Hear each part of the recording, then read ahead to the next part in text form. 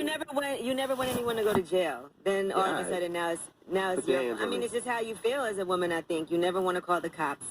And then even when the cops came, I wasn't trying to press charges and they were like, you need to press charges because they could see like my lip was busted and the house was a mess. And I still was like, no, I don't want him to go to jail. I just want him to leave. And busted your lip, so he swung on you. Yeah, and they arrested him. They arrested him because he came back. Because when something like that happens, the cops circle your block. And so they made him leave, and they kept telling me to press charges. I didn't. And then he came back, and so they saw him at the door, and they took him to jail. Damn. Yeah, I'm sorry that happened to you, but we cannot skate past the fact that DJ Envy just randomly in the middle of your story said, put your hands on me. And see, what's up with you, man? Like, why? He goes, put your hands on me and see what happens.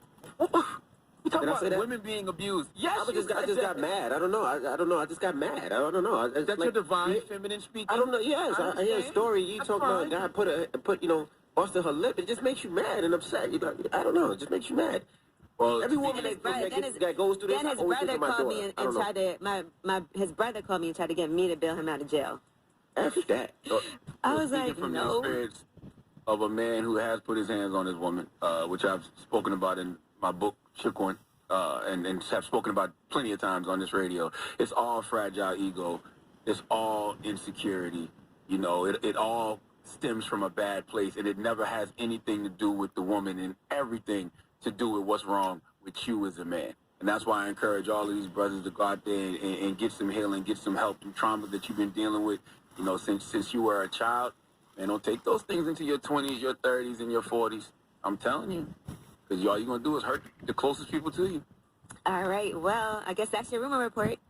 All right. Thank you, Miss. I'm Angela Yee. We'll have more in the next hour, though. We have a lot of things we still have to get to. But, shout out to Claudia Jordan just for being able to tell your story. I know it's not an easy thing to do, and especially when somebody has a platform also and they're denying it and they're coming at you and trying to make you look like a bad person. And I don't know exactly what happened, but I know it's not easy to put those things out there. So. For sure. We need to drop one of Clue's bomb for Claudia Jordan. Claudia Jordan cooking with that show. What's the name of that show on Fox Soul? That's a Fox Soul. Claudia cooking with that show. What's that? Is there a name for the show?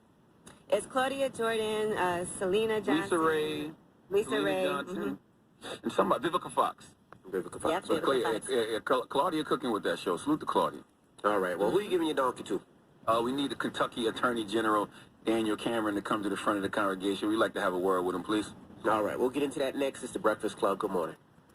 The Breakfast Club. Your mornings will never be the same. Charlamagne the God here. What would you do if you found out your family had a dark secret legacy?